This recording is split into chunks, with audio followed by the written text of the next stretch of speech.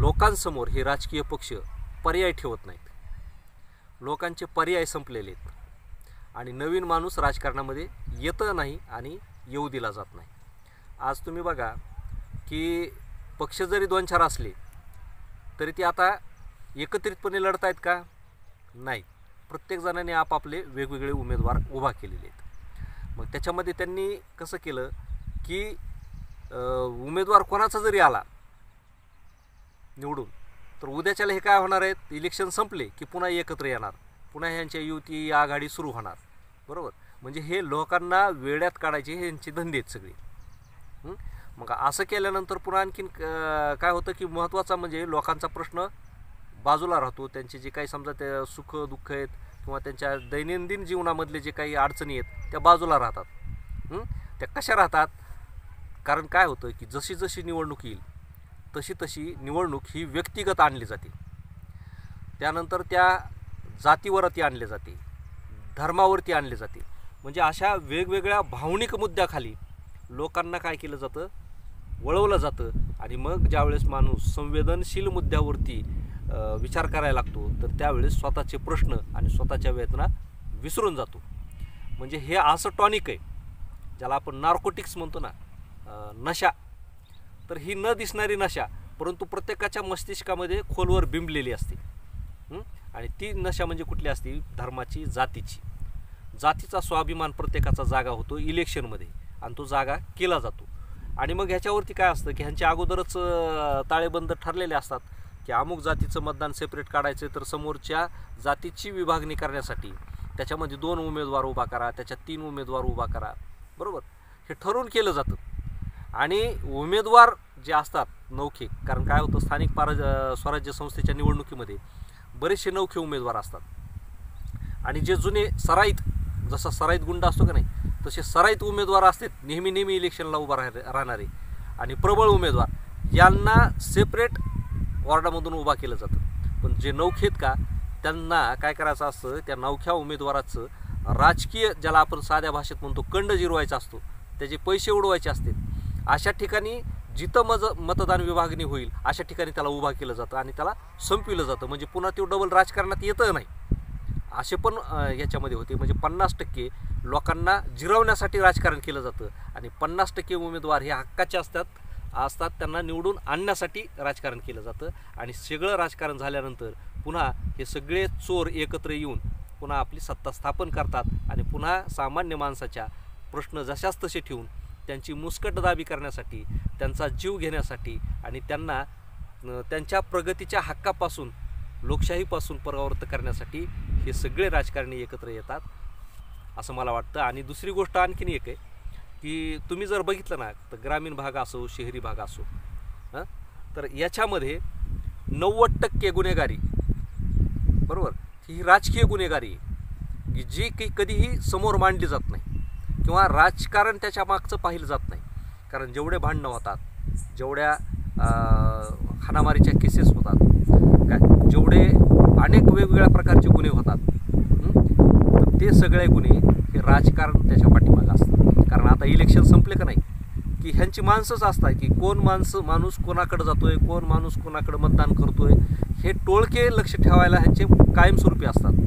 आणि ते काय होतं मग नंतर त्याचा वचपा पुढं 4 वर्ष काढीत राहायचं, भांडणं उकरून काढायचे आणि त्याला वेगवेगळ्या मार्गाने त्याचं खच्चीकरण त्या माणसांचं करायचं. त्यामुळं काय होतं, सामान्य माणूस आज जर तुम्ही बघितलं ना तर जशा आमदारकीच्या निवडणुका होतात तशा नगरपालिकाच्या निवडणुका व्हायला लागल्या, तशा आता जिल्हा परिषद पंचायत समितीच्या निवडणुका व्हायला लागल्यात, त्याच्यासाठी सभा आयोजित केल्या जायला लागल्यात.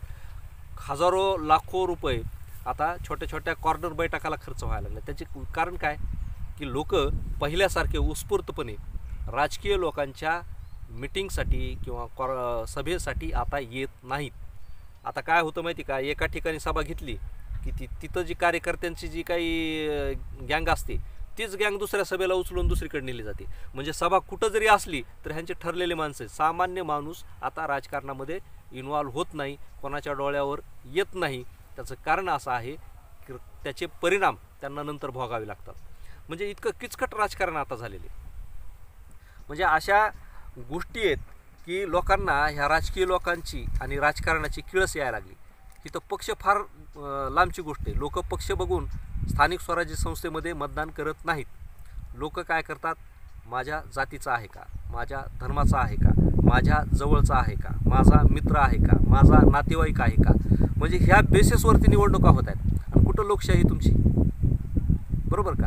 म्हणजे ह्या वेगवेगळ्या ताळ्यामध्ये जर समजा समोरचा उमेदवार बसत असला तरच लोक मतदान करतात. तर लोकांना त्यांच्या प्रश्नाची कुठं जाणीव होत नाही, त्यांना जे काही त्रास होतो त्याची जाणीव होत नाही. अशा पद्धतीनं ह्या निवडणुका व्हायला लागल्यात. आणि पुन्हा नंतर निवडणुका झाल्या की आपण अपेक्षा काय करतो की लोकशाहीमध्ये हे बरोबर नाही, मग हे हा पक्ष बरोबर नाही, हा नेता बरोबर नाही. म्हणजे ह्याला खरी दोषी जितके राजकारणी आहेत, जितके पक्ष आहेत, तितकेच लोकसुद्धा दोषी आहेत. कारण लोक काय करतात माहिती का, की चांगला माणूस सोडून देतात आणि वाईटाच्या शेवटी, कारण त्यांच्यासमोर बी पर्याय नसतो ना, म्हणजे जिथं जायचं आहे तिथंच ते वळून पुन्हा तिथं आणले जातात किंवा लोक जातात काय.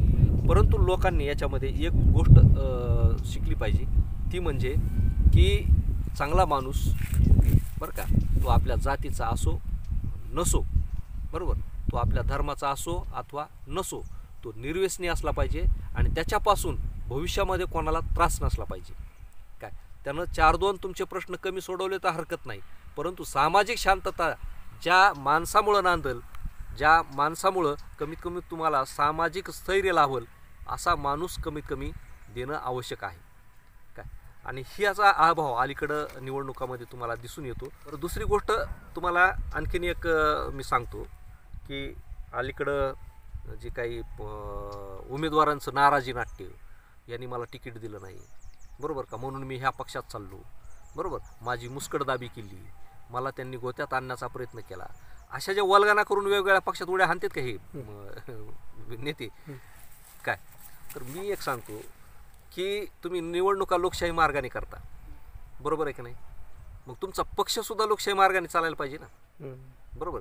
पक्षाची जी कार्यकारिणी ती लोकशाही पद्धतीने असली पाहिजे ना. परंतु काय होतं माहिती का, की हे जे पक्ष आहेत, एखादा तालुका अध्यक्ष नेमला, एखादा जिल्हाध्यक्ष नेमला की तो त्या ठिकाणी तुमचा प्रतिनिधी आहे पक्षाचा, जहागीरदार नाही ना, वतनदार नाही. त्याला काय ते सुभा पक्षाने दिला नाही की आता तू तुला पद दिलंय, आता तुझी मनमानी कर, बरोबर, असं तर नाही ना. त्यानं त्या पक्षामधल्या इतर लोकांना विश्वासात घेणं आवश्यक आहे, पक्षाचं संघटन वाढविणं आवश्यक आहे, बरोबर आहे की नाही, आणि पक्षासाठी पूरक भूमिका घेणं आवश्यक आहे. असं जर झालं तर पक्ष फुटणारच नाहीत ना. परंतु मुळामध्ये पक्ष चालविणारेच अशा लोकांना, अशा प्रवृत्तींना काय करतात, प्रोत्साहन देतात. मग त्याच्यामुळं काय होतं, तालुका अध्यक्ष असो, जिल्हाध्यक्ष असो, त्याची अपेक्षा काय असते की मी इथला पक्षाचा प्रमुख आहे, तर माझ्या हातून सगळे तिकीटं गेले पाहिजेत, मी सांगन तो उमेदवार इथं उभा राहायला पाहिजे. म्हणजे ही जी वतनदारी आहे, मनमानी आहे, त्या पद्धतीने जर होत असलं तर नाराज होणारच, बरोबर आहे का नाही. आणि दुसरी गोष्ट की ज्या लोकांना अपेक्षित उमेदवार आहे तो तो काय ते म्हणजे निवडणुकीच्या रिंगणात येणारच नाही काय. म्हणजे इथं काय झालं की तुम्ही ज्या माणसाला पदावर बसवलं पक्षाच्या, त्याचं प्राबल्य, ती व्यक्तिनिष्ठ राजकारण आणि व्यक्तिनिष्ठ पक्ष जर झाला तर पक्ष वाढणार नाही आणि लोकशाही रुजणार नाही. हे एवढं मोठं वास्तव असताना पक्षाचे प्रमुख संस्थापक जे आहेत ते लोकशाही मार्गानं पक्ष चालवित नसल्यामुळं आजकाल जे पक्ष फुटीचं जे पेव फुटलेले, त्याचं कारण काय माहिती का, हे राजकीय पक्षाचे संस्थापक जे की स्वतःला सर्व काय म्हणते त्याला जनसामान्यांची नाळ असलेले नेते, बरोबर का, किंवा सामान्य माणसाचे महामेरू असलेले नेते, ह्या ज्या विरोधावाला होतात ना, ह्या सगळ्या साप खोट्यात. कारण ह्यांची नाळ सामान्य माणसासाठी नाहीच ना. कारण सामान्य माणसाला काय अपेक्षित आहे, किंवा सामान्य माणसाच्या काय त्यांच्या अपेक्षा आहेत, बरोबर, की एखाद्या उमेदवारावरती अन्याय होतोय का नाही होतोय, हे कधी प्रश्न हे मोठे पक्षश्रेष्ठी ऐकून घेतच नाहीत ना, बरोबर का. ते सगळे कोणावरती सोपवतात, त्यांचा जो कोणी सुभेदार असेल त्याच्यावरती सोपवतात. हे आत्तापर्यंत हे सगळं राजकारणात अशाच पद्धतीने पक्ष चालत आलेले. तर हे सुद्धा अलीकडच्या राजकारणामधलं सगळ्यात मोठं म्हणजे कमकुवत बाजू आहे आणि तेवढंच लोकांचं दुर्दैव सुद्धा आहे असं मला वाटतं. आणि म्हणून त्या दृष्टीने जर बघितलं तर असले लोक आहेत का, असले लोक की जे पक्ष म्हणजे स्वतःचा सुभा आणि निवडणुका म्हणजे स्वतःची जहागिरी समजणारे लोक आहेत का, हे आधी तुम्हाला बाजूला काढावं लागणार आहेत. हे असले घरी बसवावं लागणार आहेत. 30-30 वर्ष, 35-35 वर्ष, काही 40-40 वर्ष एवढी सत्ता एका घरात आहे, आणि तरी म्हणतात आम्हाला अजून विकास करायचा. अरे तुमच्या 2-2 पिढ्या झाल्या, 3-3 पिढ्या झाल्या, तरी विकास संपतच नाही तुमचा. आज छत्रपती शिवाजी महाराजांनी 1674ला राज्याभिषेक केल्यानंतर 1680ला त्यांनी देह ठेवला, बरोबर आहे का नाही. म्हणजे 6 वर्षात त्यांनी राज्य काय म्हणायचं त्याला स्वराज्य निर्माण केलं, आणि लोकांना अपेक्षित असलेलं राज्य त्यांनी 6 वर्षात दिलं, त्या काळामध्ये लोकशाही नसताना, बरोबर. आणि त्यानंतर संभाजी महाराजांनी नंतरच्या 9 वर्षामध्ये त्याचा विस्तार केला, देशभर विस्तार केला. म्हणजे काय म्हणते, महाराष्ट्रापासून ते म्हणतो ना आपण अटक ते कटक किंवा दिल्ली जिंकली इथपर्यंत ते राज्य विस्तार 8 वर्षात केलं, आणि तेवढंच लोकांना सुखी केलं. यांच्यात 40-40 वर्ष झाले. औरंगजेबाला सुद्धा इतका काळ भेटला नव्हता, ज्याला आपण मोगल म्हणतो, काय त्यांना सुद्धा एवढा सत्तेचा काळ भेटला नव्हता. इतका काळ काय घराण्याला भेटलाय, आणि तरी म्हणतो आम्हाला विकास करायचा. अरे लोक भिकायला लागले तुमच्या नादाला, विकासाच्या नादाने. कोणाचा विकास चालू आहे? लोकांचा विकास चालू आहे का स्वतःच्या पिढ्यांचा? 4-4 पिढ्या झाल्या तरी तुम्ही जर सत्ता सोडत नाहीत, नवीन माणसाला राजकारणात येऊ देत नाहीत, किंवा चांगल्या माणसाला तिथं लोकांच्या हितासाठी बरं का राजकारणात येऊ देत नाहीत, तर तुमचा विकास काय कामाचा? जिथं तुम्ही माणसांच्या विकासाचेच दरवाजे बंद करता, काय तो विकास म्हणायचा का तुमचा? म्हणजे स्वतःचा स्वार्थाचा विकास करून घेणं, ह्याला राजकारण जर आपण समजत असलो तर आपण देशोधडीला लागणारच आहेत. कशाचं राष्ट्रप्रेम म्हण, कशाचा काय म्हणायचं त्याला देशभक्ती, जिथं इथं म्हणजे जे लोकांसाठी पूरक भूमिका घेत आहेत किंवा लोकांसाठी जे काही प्रश्न मांडतात त्यांनाच हे देशद्रोही म्हणते ते, बरोबर आहे का. आणि पुन्हा मग काय म्हणते ते की आम्ही म्हणजे काय म्हणतात समाजासाठी काम करतो, शेतकऱ्यांसाठी काम करतो, आम्हाला सगळ्यांचे प्रश्न सोडायचे, म्हणजे सगळ्यांना मातीत घालायचे, हे त्याचा अर्थ समजायचा का आता इथून पुढे लोकांनी? आता शिक्षणाचं तसंच झालेलं आहे, बेरोजगारांचं तसंच झालेलं आहे. आता स्थानिक स्वराज्य संस्थेमध्ये सध्या नगरपालिका महानगरपालिकाच्या निवडणुका चालू आहेत. लोकांच्या दारातल्या कचऱ्याचे ढीग उचलले जात नाही. नाल्या 10-10 वर्ष केल्या जात नाहीत. दरवर्षी त्या नाल्यावरती बिलं उचलले जातात, रस्त्यावर पैसे उचलले जातात, बरोबर. लोकांना 15-15 दिवस 8-8 दिवस पाणी नळाला येत नाही. प्रदूषण भरपूर वाढले. आजच बातमी आहे की भारतामधल्या शहरामध्ये हवेमध्ये 60% प्रदूषण आढळले. 60, ते काय 10-20% नाही, 60%. मग जर आपल्याला शुद्ध ऑक्सिजन शहरामध्ये भेटत नसेल तर त्याच्यामुळं काय व्हायला लागलं? ब्रेन स्ट्रोक, पॅरालिसिस, कॅन्सर, बरोबर का, असले आजार वाढले, आणि लोक चालता बोलता पटापटा मरायला लागले. कारण लोकांच्या रक्तामध्ये रक्त अभिसरण होण्यासाठी ऑक्सिजनची गरज आहे, आणि ऑक्सिजन कमी भेटला तर रक्ताच्या गुठळ्या होतात, लोक मरतात. म्हणजे लोकच मरायला लागले तुमच्या ह्याच्यामुळं, असल्या गोष्टीमुळं. काय हे लोकांनी समजून घेतलं पाहिजे ना. कारण प्रदूषण वाढायला लागले, कारण का तुमच्या दारातले कचरे ढीग नाही उचलले की लोक जाळून टाकतात. मेन कापड असू, प्लॅस्टिक असू, त्यांनी जास्त वाढायला लागले. अरे कोणासाठी? म्हणजे एकदा तुम्ही निवडून गेले की 5 वर्ष गायब, बरोबर आहे का नाही. मग लोकांनी काय करायचं? तुमच्या बंगल्यावर यायचं, तुमच्या दारात यायचं. काय तिथे काय राजेशाही आहे का हुकुमशाही आहे का?